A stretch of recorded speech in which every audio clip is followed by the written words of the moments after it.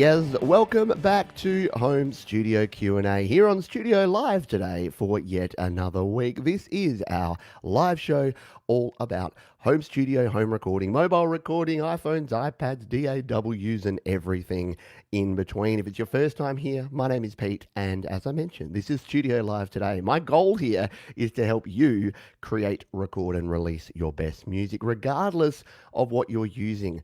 The platforms are agnostic here. We don't care what you're using. The key is to create, record, and release music. Coming up on the show today, got a bunch of your questions from through the week that have been dropped on YouTube and Facebook and Instagram and all the other places. And of course, we have the folks here live. So if you are here live and you have a question, please put the word question in front of your question and then ask your question, and I'll stop saying the word question. Thank you for all the folks who are here live, and please jump on in as we go. But every week I do start with a feature topic, and this week, this may be preaching to the converted somewhat, but I wanted to talk about using an iPhone or an iPad to create music. Now, I use almost exclusively my iPhone and iPad these days, and the main reasons for that, I thought I would take you through the why, the what, and the how of mobile creating. Because if you have only ever created on a PC or a Mac, and you've never actually explored the joy that is iPhone and iPad, I want to tell you a little bit about why I use it. And again, as I mentioned up the front, no judgment here. If this is not for you, this is not for you. But the why. So the main reason that I love being on the iPhone and iPad for recording is it is portable. I can take it with me wherever I go. So I record on my iPad, which you can't see, but is sitting here. And then if I want it, so at the moment I'm working on a mix, I've got to do some mixing and I'm going to go for a walk after this show. And what I can do is I can just transfer my project from my iPad to my iPhone and then go out, do my mixing, do what I need to do, come home, transfer it back from my iPhone to my iPad. And that's all done through iCloud automatically. So portability is definitely the number one thing. In terms of power, I tell you what, my iPhone and my iPad have about as much grunt as my laptop at the moment. So with modern mobile devices, you're not really suffering. There once was a time where you would say, you can't make a song on a mobile phone. It doesn't have enough RAM. It doesn't have enough processor. It doesn't have enough storage. I got 256 gigabytes on this. I've only got a 128 SSD in my laptop. So I've actually got more storage space on my iPhone than I do on my laptop. So go figure with that. And the cool thing is you may already have one. So this is the thing. We're seeing a lot of folks getting into iPhone and iPad at the moment for their recording because they've got one. So instead of having to go, and look, yes, you may already have a PC or a Mac or a laptop, so I know that's not huge, but you've kind of got everything you need to right here on this one device to get yourself started. So you might already have it. And if you do already have gear, most of it is going to be compatible with your iPhone or iPad. So I've mentioned this before. I know the regulars are saying, Pete, we know. But this is the Lightning to USB 3 adapter from Apple. With this sucker, you can plug in pretty much any USB gear into your iPhone or iPad and record with it, whether it's an audio interface, a mixer, a microphone, a MIDI keyboard, a typing keyboard, anything at all. So that's the why. What about the what? What do you actually need in terms of an iPhone or iPad? Well, anything reasonably modern is my recommendation. And by reasonably, you could go back quite a way because anything from the iPhone 6S, the iPad Air 2, the iPad Mini 4, or any iPad Pro will run iOS 13. Therefore, will run all the latest music creation apps. So in terms of what you need, I would go with whatever your budget provides. So I've got an iPhone 6S, which I still use, which is great. I've got an iPad Air 2 that I still use, which is great. My iPhone 10s obviously crushes it because it's got a very fast processor and lots of RAM. So yeah, go with what you can afford if you're in the market. And if you do want to check out all of my recommendations, I've actually got two web pages over at studiolivetoday.com/iPhone and studiolivetoday.com/iPad. And over there, you'll find my free guide where I have links to all the different models. And I've got a handy dandy chart there. You don't have to log in. You don't have to give an email address. You don't have to do any of that. It's all free. Just go there, download the PDF documents because they're super handy. It's got every single iPhone and iPad ever released and all of the specs. So what is it, Lightning or USB-C? How much RAM does it have? What's the processor power? What's the storage capacity, the minimum to the maximum? And even what the estimated price is for the ones that are new. What is the current price? So that is the what. And what about the how? Well, again, for those that have been on this channel before, you know that I'm a big Garageband fan for a lot of reasons. Number one is that it's 100% free. It comes on your iPhone or your iPad, so it's already there. And as I mentioned before, we've seen this kind of explosion in about the last sort of 3 months. And yes, it is aligned with the fact that people are at home a lot more, but we've seen a lot more people mobile creating, and we've seen a heap more people getting into Garageband because it is free and it's that entry level way to get in. But the sky's actually the limits after that, because there are so many different music creation apps. If you go to the Facebook group iPad Musician, you'll find that there are so many people there sharing so many different apps and plugins and other things that you can use to create music on your mobile device. So there it is. Why should you do it? It's portable, it's powerful. You may already have one.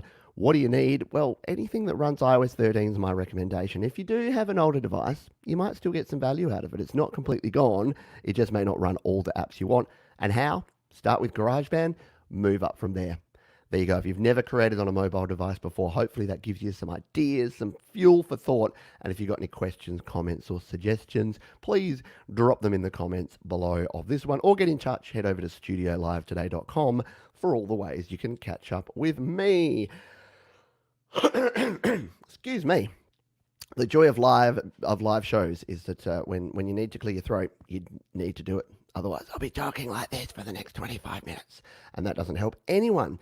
Let's dive in and get into some of the questions from the week. Once again, if you're here live and you've got a question, just throw it in the chat here and put question in front of it, and we will get to that one. So let's pop up on the screen here my first question. So this one comes from Karanika. Says, thank you for the video, very helpful. One question. I need the MP3 from the Google Drive to use on a video editor app. However, the app only allows me to use iTunes. So is there any way to get it on iTunes or a video app which allows me to use music from any app? So this is a pretty common problem with older apps. So whether it's video editors or audio editors or other applications, that they only let you use audio and media files from your own music collection or from iTunes. The solution for this is to basically use a newer app. So the apps I use for video editing, if you want something free that's a good video editor, you really can't go wrong with Imovie. And with Imovie now, the latest version, you can import directly from your files. You can import directly from pretty much any location on your iPhone or iPad. So if you save out an audio file, save a WAV file or an M4A file from GarageBand, you can go to Imovie and bring that audio file into Imovie and add it to your video. If you want to take a step up with a video app for mobile creation, LumaFusion is my recommendation. It supports any sort of media you can throw at it. You can import it from literally anywhere in your iPhone or iPad, and it is a powerful editor. You've got 6 tracks of audio, 6 tracks of video, a bunch of transitions and effects. And if you've ever watched a video here on Studio Live Today, it's been edited with LumaFusion. I like it that much, and I edit on my iPhone XS. So if you've watched any of my tutorials, they've been edited in LumaFusion. So hopefully that gives you some ideas there, Karanika, for what you can do if you do want to edit some videos on your iPhone or your iPad. Let's move on. I think I've just flicked to the exact same question, so I'm going to flick to the next one. Question here. Now, I did a video on the Lexus audio editor, which is a free audio editor for iPhone and iPad, and also for Android. So it's one of the few apps that I've reviewed that there's an Android version for too. So all of you, I know there's a lot of you that use an iPad, but use an Android phone, which is totally cool. So this might be a good way to combine your audio from your phone with your iPad or your iPhone. And I use a PC and then an iPhone and an iPad. So you don't have to be in one world or the other. Anyway, question here, is there any way you can import audio from videos? So this question comes up quite a lot where people want to get a video, and hopefully it's a video that they created or that they own the copyright or the intellectual property for, and they want to actually extract the audio. Now, the best way, and in fact the way that I use, is a little app called Audio Share. Now, if you're not familiar with Audio Share, where have you been? It's a great app. No, if you're not familiar, it's an app that costs, I think, $3.99 US, and it's $5.99 here in Australia that I paid for it. And it does everything. It's like a Swiss Army knife for your audio. So it does a few things. It's an audio recorder. So it's a high quality stereo audio recorder, which can be really handy, especially for long form audio. GarageBand does an okay job, but say you wanted to record a 2-hour lecture or something like that, I would just throw audio share on there. It's reliable. It just works. And then it's an audio converter, so you can convert your different files to different things, and that's what we're talking about here. And it does a Wi-Fi drive, and it does audio copying and sharing, and a bunch of cool stuff. But what you can do is if you import a video file, you can then convert it directly to audio. And in fact, this very show, all I do to get the audio, it's a bit of a cheat, and sorry to lift the curtain here, I don't do a whole bunch of mixing and post-processing. I take the live audio feed from this, well, the live video feed, I download that, I throw that into audio share, I extract out the audio using audio share, I then normalize it, I convert it to M4A, so convert it to a streaming media format, I upload it to Anchor, the podcast is out. So you might be saying, Pete, how is it so hard for you to get the podcast down on time when it's that easy? And I would say, I don't know, but that is what we do. So hopefully that helped you out. Can't really do that with Lexus Audio Editor with video, but Audio Share is the app that I would recommend for that one. We'll continue on here from a question here from lovely Joanne, and this was in relation to connecting multiple USB devices. It says, can I please connect, hi Pete, please help, can I connect an AT2020 USB Plus to a V8 Live sound card or F8 Live sound card? Now, not knowing what the V8 or the F8 Live sound cards are, but being able to answer this generically, which is that USB microphones and USB audio interfaces do not play nicely together. So if you basically need to go one or the other. So if you've got a USB microphone, what that does is it plugs in directly via USB and it has a built-in audio interface. So it creates the audio input and output that you'll be then using. So you plug a pair of headphones into your microphone. They've usually, the good ones, have a microphone jack. You plug your microphone into the, start again. You plug your headphones into the microphone. That becomes your audio output into your headphones. And then the microphone becomes the audio input. Now, if you try to then connect to an audio interface or connect up an interface as well, that confuses things.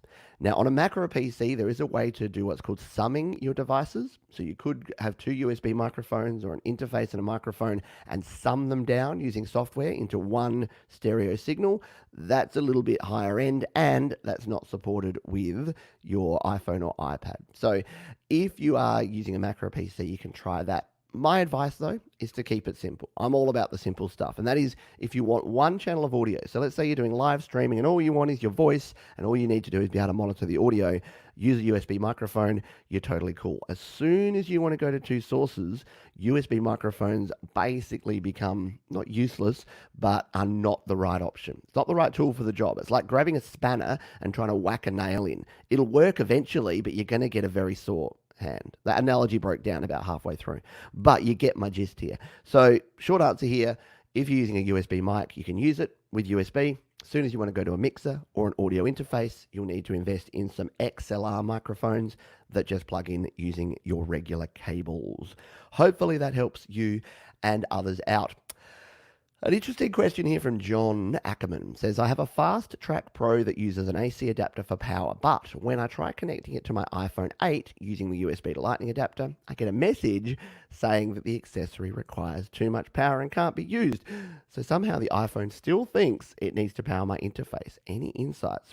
So this is an interesting one, and I haven't done a lot of testing with this, but I have come across similar problems, and I haven't asked John this yet, but you know the question. People playing along at home, those that have watched this show a few times, my first question is going to be, do you have the Apple genuine Lightning to USB 3 adapter? The reason I ask that is that I have had similar problems where using a third-party adapter, it gives me that power error, even though what I'm using requires no power. I've had that error when I've been connecting a powered USB hub and plugging in like a keyboard dongle. Like that's how strange this sort of thing is. So that would be my first thing, is anytime I hear power issue USB iPhone, iPad, my first question is, are you using a genuine Apple Lightning to USB adapter? Now, someone in a comment of another video this morning said to me, oh, don't fall for this. It's a scam. It's a rip-off. Don't buy the genuine stuff. The third-party stuff works fine. If there is a third-party one that works fine, I will be the first in line to buy 3 of them and to recommend everyone else buys them. However, from my experience, from the experience of everyone that I've spoken to and everyone that uses audio interfaces and MIDI keyboards and microphones on a regular basis, they all say the same thing. Save yourself the hassle, get the Lightning to USB 3 adapter, and pretty much all of your problems would be solved. I haven't had anything pop up saying power with the USB 3 adapter, regardless of what I'm using. The only time is if I need to plug the Lightning port into some additional power. Then it might say uses too much power, and then all I do is plug the Lightning port into an AC socket or into a portable battery, and Bob is my uncle. He's not, but if he was, he would be. Alrighty, let us continue on here. One more question and then we'll jump over and say g'day to the wonderful folks that are here live. VK says, I'm late. No, there's no such thing as late. It's the internet. Everything's on constant replay. I'm late, but can you reply to my question? Yes, I can. In fact, I already have, but I'll do it again now. I'm buying a third-party one, but it says it only supports 100 milliamp. Is that enough to power a USB mic? If not, can I connect a lightning cord?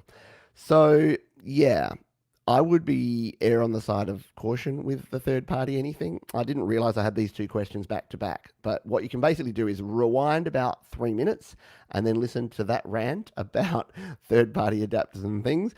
If you're referring to USB powered hubs, then making sure that you have one. The cheaper ones usually are the ones that are going to crap out on you, that are not going to have enough power, and 100 milliamp doesn't sound like it's going to do the job. So yeah, I would look around, and I haven't actually looked at the link there. I should have done that. I should have done due diligence and actually looked at the link when I was answering the question. But yeah, you do get what you pay for, and the very low end stuff that you pick up on Amazon and eBay often will work-ish, sometimes a bit occasionally. So yeah, you don't have to buy the most expensive gear as well, but in some cases you do need to spend a little bit extra to get something that's going to be reliable. Really depends on your level of experimentation. It's the same reason that I don't use, people say, oh, you're totally into your iPhone and iPad, you must download all the developer and the public beta of all the different iOS versions and put them on your stuff. And I say, no, I don't, because I'm not into the experimental stuff. I'm not into knowing. I'm not bleeding edge. I'm middle of the road. I like to let other people do the bleeding edge stuff, and then I come in at the consumer level, because I know you folks want to know what you can do right now. You might be interested in the features coming up, so you and I can watch the other people and watch the videos about the new features and the new iOS versions. But when it comes to actually getting stuff done, I don't want to have to worry about the technology and the hardware getting in the way. I just want it to work. And some may say, why do you use iPhones and iPads if you want it just to work? And yes, nothing's perfect. There's always going to be some bugs.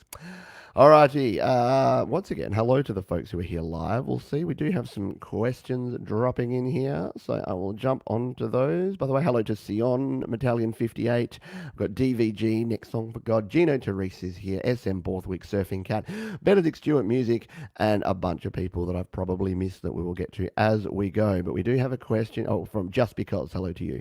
Do you have a question here from a GK Entertainment Australia? It says, novice recorder having an issue with latency when recording to GB on iPad using my TC Telecom Voice Live 3 as the audio interface. Thoughts?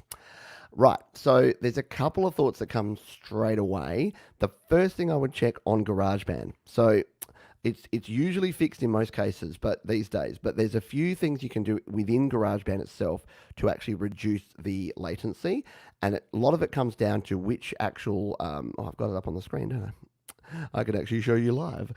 Let's bring it up on the screen here and take a look. I forgot that I had my iPhone. I was just scrolling through here and I'm like, oh, I could actually show you this. That might be good. So in the audio recorder here, you'd probably be aware that when you plug in an interface, you will go in, you'll go to more sounds, and you'll select which of these presets you're going to want to actually use. Now, if you're like most people, you'll probably go, hey, lead vocals, sounds good. Let's tap on lead vocals. And then I'm using AirPlay here. And then you'll come into here. Now, here's the key thing.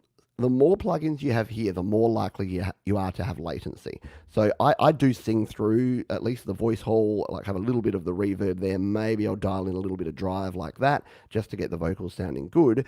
But the one thing you want to avoid is never turn on the pitch control while you're singing. If you turn on pitch control while you're singing, you will instantly double the latency. You'll go out to about half a second latency just with that one plugin. So that's sort of the main tip, is check the plugins. So check the software side of it. We're here within Garageband and make sure that that's all hunky-dory. As far as the actual hardware goes, I'm not actually familiar. I've not ever used the TC Helicon Voice Live, so I'm not sure if that has that has particularly high latency or how it actually works.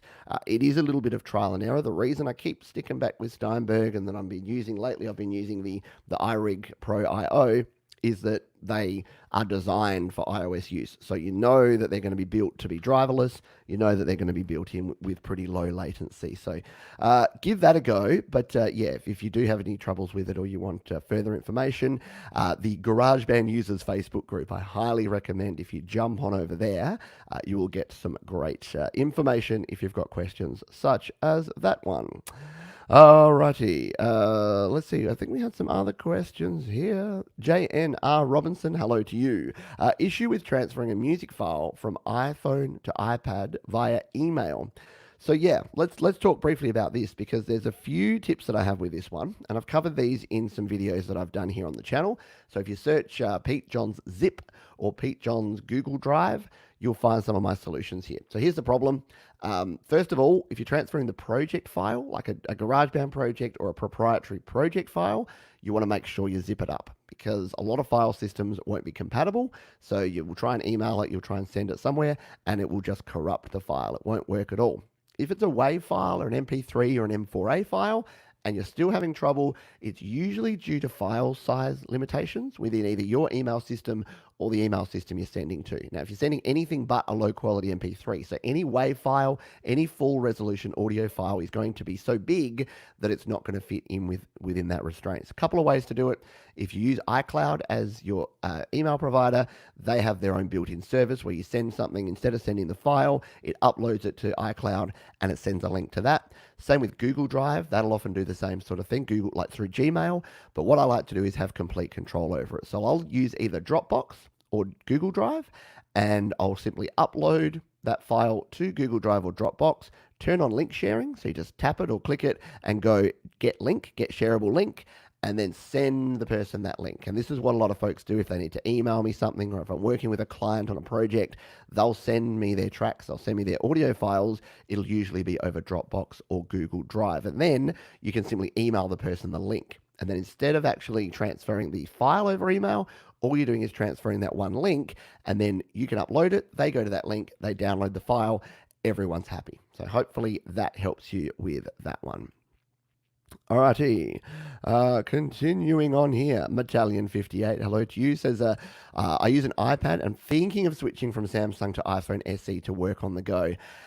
The new iPhone SE, let's just talk about this for a quick minute. If you are an iOS user and you are considering your next phone, the iPhone SE2, I am legitimately considering, I've mentioned this before, I'm legitimately considering upgrading, or downgrading, I guess it would be, from my iPhone XS to an iPhone SE2. Because it's got the A13 Bionic processor, so it's a faster processor than this. It's got the same amount of RAM as this, and it's got a 16:9 screen, which I know you might think that's not important, but I really dislike this screen size. It is too long. I don't like the notch, and I don't like the rounded corners. There's actually nothing I like. It's like the OLED, like the niceness of the display. Yes, it looks pretty, but I would go back to a standard LCD in a second if it could not have the notch, if it could have the button, and if it could be 16:9. And you know what? That's exactly what the iPhone SE2 has. So I'm very, very tempted, I must tell you. Plus, it costs a lot less. I might even, if I sold this one, this is a 256 gigabyte iPhone XS. If I sold that, I might get enough money to buy myself a decent iPhone SE2. Never know. Worth considering. Alrighty, let us move on. I'll just see if we've got any other live questions, and then we will continue with this. We do have a question here from let's just read this. Everybody is really good. One day I'm going to just say, oh, here's a question. I'm going to click it up and it's going to go, why do you suck so much? And I'm going to be like, oopsie, I should probably read the question before I click the button. Anyway, this is a sensible question from Rich Martin. Question: I've created a slideshow in iMovie on iPad, which includes audio from a song I created in Garageband on my iPad. And how can I share this on Facebook? Will it need conversion of some kind? No. So the beauty part is, and I do this all the time, when when I want to share something from my iPhone or iPad with my GarageBand music, I've actually got videos. In fact, if you search Pete John's what is it? Pete John's iMovie YouTube. There's a video that I've done, which is I can't share it on the screen because I've got my phone back up there now. But if you say Pete John's iPhone, what did I say? Pete John's iMovie YouTube, there is a complete tutorial that I've done which shows you exactly how to do this. So it's as simple as exporting it. Export it at the highest quality you can. So MP4 1080p in the export settings. That will create a video file. Save it to your camera roll. So when you export, just save it to your camera roll. It'll sit there in your photos. Then go open the YouTube app, hit upload, select that file, let it upload. It'll process it and do all of its conversion behind the scenes, and then you'll be good to go. You said Facebook though. So Facebook is actually the same thing. It's actually easier. So with Facebook, all you need to do is go to your Facebook page and tap on photo. But photo can actually also be video. So I actually did this just yesterday. So I shared in some of the groups that I'm part of a song that I've just been working on. And I literally screen recorded my iPad. I then chopped it down, edited it in, actually I used LumaFusion, but you can use iMovie, saved out that video file, and then uploaded it directly to Facebook just by going to the Facebook app, tapping on photos, and uploading my video that way. So hopefully that helped you out. Thank you. You're welcome. So this was a question we asked that GK Entertainment had about latency. So yeah, definitely let me know how you go. But yeah, that pitch correction one, I've done it before. It took me a long time. I used to not use lead vocals. I'd switch to punchy presence for my vocals because I thought lead vocals had latency. And then I realized it is just the pitch control. And it's so tempting. It's just sitting there and you're like, I'll just give myself a little bit of pitch control. Like, what can it hurt? Well, it does hurt because you can't sing in time because of the latency. Ralph Smith, hello to you and to everyone. Good to have you on board here. And Ethan Baby, good to have you here as well. Random question. I'll make sure I've read this one before I click it. Right. Random question here from Vianza Vega. Says, but do you know of any artists who've released music they've created solely through recording on GarageBand? So apart from me and a lot of other people that I know that have recorded, yeah, so plenty of artists have. It depends on what level of artist and popularity. So the one that people sort of point to and say, it can be done, is Steve Lacy. So he's very famous for creating a lot of music just on his iPhone and plugging in his guitar and recording some very, very cool tunes just on his iPhone. The thing is, you probably wouldn't know. So I kind of live two lives. I live this double life that I share my music with people who just like music, and I don't even mention how I create music. So there are people that will listen to my songs and listen to my music and have no idea that I create most of it on my iPhone and iPad. And I think it's kind of the same. Like these days, most music is created digitally, most music is created on computers, and less is being created in big $1 million studios with Pro Tools HD rigs. More and more is being created on laptops in FL Studio, in GarageBand, in Logic, in Reaper, in whatever. So yeah, short answer is yes. And a lot of the artists, obviously, that I hang out with in various forums, in the GarageBand users Facebook group, in other places, they all create. People are creating whole albums, EPs, and songs just using their iPhone or iPad. Question here from Isaiah Vasquez says, can I connect old MIDI gear using a Scarlet 4i4 to an iPad or iPhone? Now, I've got to try and remember if the Scarlet 4i4 has MIDI input. If it does, then yes. So I have, yes, I know we've lasted, how long have we lasted? 25 minutes, and Pete hasn't shown his favorite interface. So this is the Steinberg UR22C. This one has MIDI input, and if you do have an old style MIDI controller, you can plug this in and you have it ready to go. So short answer is yes. If you've got an audio interface with MIDI in, then you can use that. Keep in mind with GarageBand, doesn't have MIDI out. So if you want to send stuff back out to your keyboard, GarageBand's not your app. But other applications do support MIDI out as well. If you're using, I believe, Cubasis and maybe Audio Pro, I believe they support MIDI out as well. Alrighty, let's continue. Let's continue on. We've got. I'm always interested in things like this. Ralph says, I discovered a great Australian treasure, the Hindley Street Country Club. What awesome musicians Adelaide has. Oh, there you go. I didn't know about the Hindley Street Country Club. You'll have to tell me more. Send me an email, Ralph. I'm intrigued. I'm interested to know more about that. Follow-up question here. For mixing, mastering on these devices, which apps do you recommend for best effects or audio units on live instruments that were recorded? So mixing and mastering. So I can tell you what I use for mixing and mastering. So I do a lot of my mixing just in GarageBand. I'm working on a track at the moment and I'm mixing it in GarageBand. I will often, to be honest, I master in GarageBand because most of my music just needs very light effects. I'm not doing a lot of heavily produced stuff. So I tend to lean on mostly reverb and delay for a lot of the sort of ambient sounds, and then a compressor and a limiter. And I'm pretty simple. I don't use a whole lot more than that. So often I'll just master in GarageBand. If I want to go up to the next level, there's a couple of options. ClevGrand, make an app called Grand Finale, which is sort of actually there's three. There's Audio Master Pro, which is like a one dial, one knob, select the genre, it masters it for you. That does a great job if you want a quick and easy master. Then there's Grand Finale by ClevGrand, which is sort of next level, gives you a few more settings, still holds your hand quite a lot, still not complete control, but that gives you that next level of control.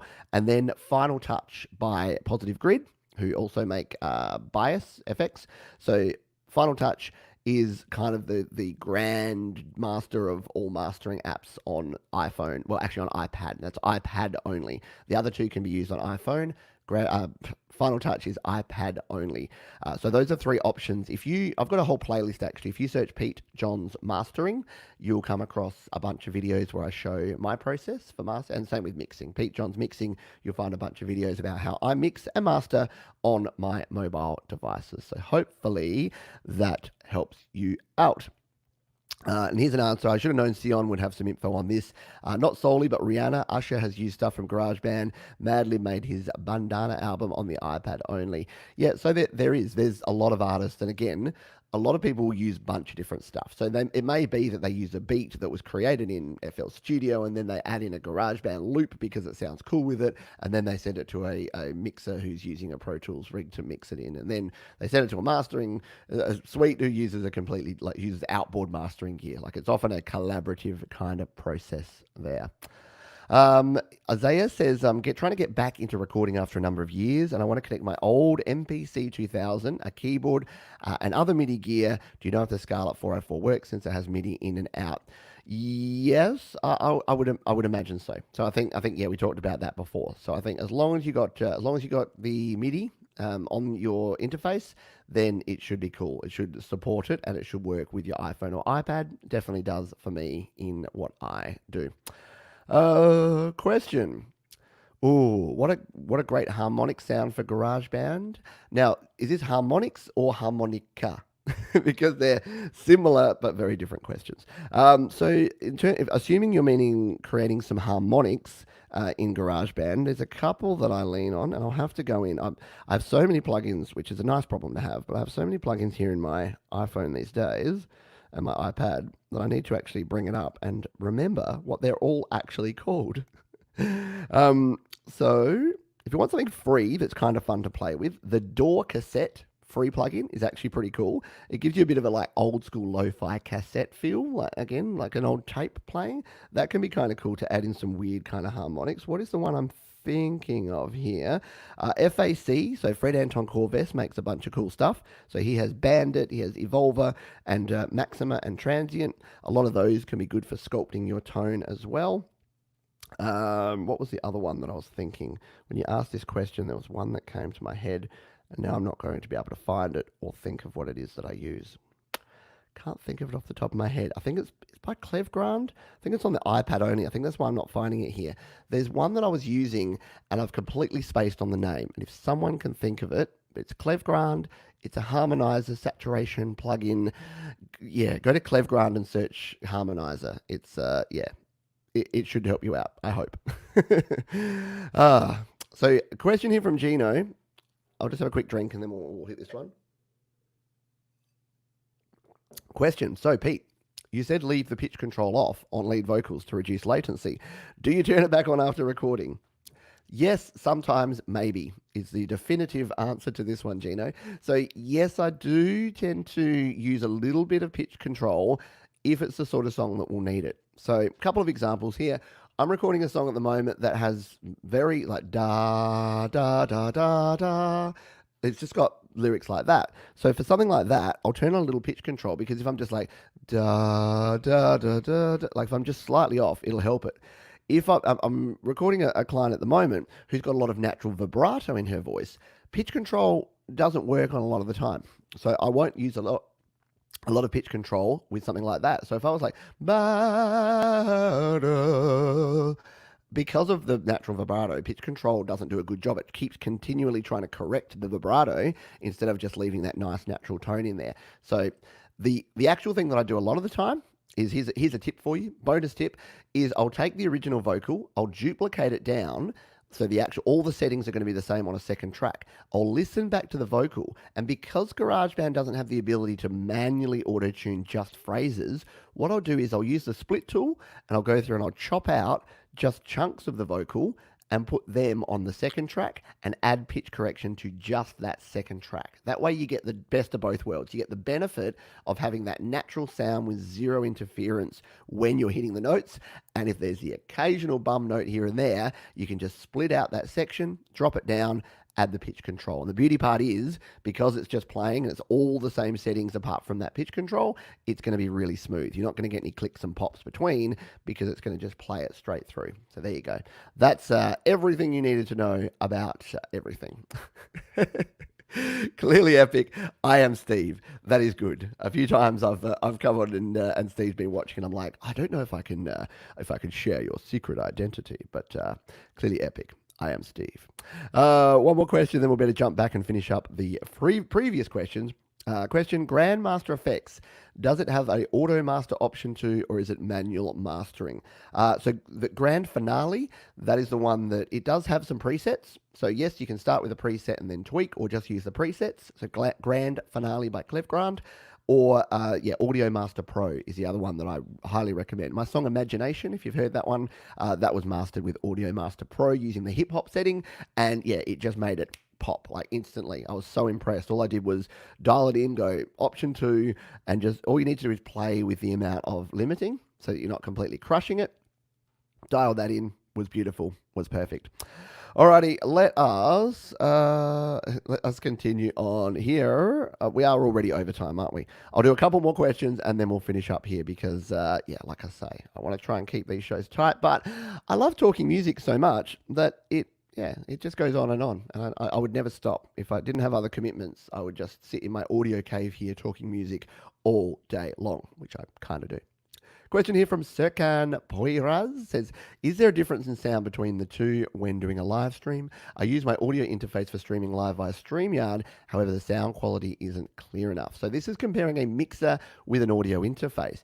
Now, the thing here is it depends on the mixer. So I've used a few different mixers. I've used sort of more basic entry-level mixers. I've used middle-of-the-line mixers, and now I'm using what's considered, for a consumer grade, a high-end consumer grade mixer, which is the Zoom LiveTrack L8. Kind of went like this. The cheap no-name mixers did an okay job, but they did introduce a lot of noise. The preamps on those are not super quiet, and the converters on those for USB are not super good. So you do get a lower quality sound. I then moved up to a Samson MixPad, which did improve things. It was still only 16-bit audio, so it wasn't as clear as what I have now. And then more recently, I'm using the Zoom LiveTrack L8. So I went through those iterations, and now I'm at the point where, I like the quality of my audio. So what you're probably finding there, though, is if you compare a mixer and an audio interface. So this Steinberg UR22C is about a $150 mixer. You could also get like a Behringer 802 USB mixer for about the same price. But because the Behringer has to put 8 different channels, all the faders, all the dials, all the compressors, all the other things that a mixer has, it does have to sacrifice somewhere, and it's usually on quality of the preamp and the quality of the converters, and they are two of the most important things. The preamp is what you plug your microphone into, and that's how much noise and how clear your mic signal is going to be. The converters is what converts it from an analog audio to digital audio that sends those ones and zeros to your Mac, PC, iPhone, or iPad. So they're two critical components. If you've got some cheaper gear, sometimes that's not going to be as good as the other stuff. So yes, at the entry level, if you are focused purely on sound quality, audio interface can be better because it's simpler. More of your dollars can be put into the quality. Hopefully that helps you out. Question here from Mark Buckingham says, G'day Pete, g'day Mark. Thanks for your video. Any clues on how to transfer an iMovie project from Mac to iOS? I'm cool with going the other way. For some obscure reason, iMovie projects are not syncing between all my devices. My immediate need is to edit a movie that was on a Mac on my iPad. And this is a great question, and I'll finish with this one, and then we'll check in with the live folks and finish up here. But I wanted to mention this because I get this question a lot, and it's the same for Garageband, which is why it's music related as well. Unfortunately, the Mac versions of these apps will let you import your iOS versions. So here's what I think Apple thought early on. They had these iLife apps, so they had GarageBand and they had iMovie on the Mac. When they put them on the iPad, because originally it was only iPad and then eventually iPhone, they assumed that people would want to be shooting some video or creating some music and then go, oh, okay, now that I've played around with the toy, I'm going to send it to the real world and I'm going to edit it on my Mac. So they didn't really think that people would be going the other way, so that you would want to be editing something on a Mac and then actually finish it on an iPhone or an iPad. So all of your Mac-centric apps tend to work this way around, that the iOS version is still, at least from compatibility reasons, considered the cut down version, and therefore the version that won't go back the other way. So you can go from iOS with iMovie or GarageBand to your Mac. You can't go from your Mac back to iOS with either app. So what do? My advice for Mark here, Mark, and I bet you call Bucky Mark, because he says, G'day Pete. So he's in Australia, Mark Buckingham. We just shorten everything. I'm Johnsy, maybe Bucky. He's like, hey, Bucky, you want to go for a beer down the pub? He's like, yeah, Smithy and Jonesy will be there.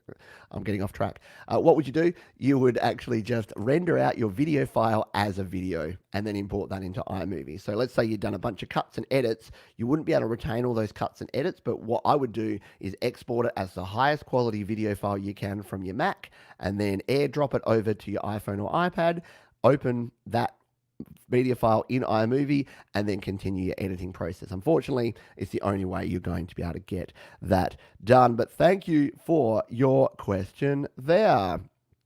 Alrighty, we are going to have to finish up. If I did miss your question here and you were here live, I apologize. Please jump down to the comments of this one afterwards and drop in your question. I'll be happy to jump around and come back to that. You can also, of course, head to studiolivetoday.com. There you can find my gear guide. You can find my GarageBand FAQ. You can find my guides to iPhones and iPads. You can join the mailing list and find out about all the great communities where you can get support, because I am just one person with one set of ideas. The beautiful part about this community is there are hundreds and thousands of folks who are all passionate about creating, recording, and releasing music that are going to be able to help you out. Thanks again for being here. I'll see you on the next one.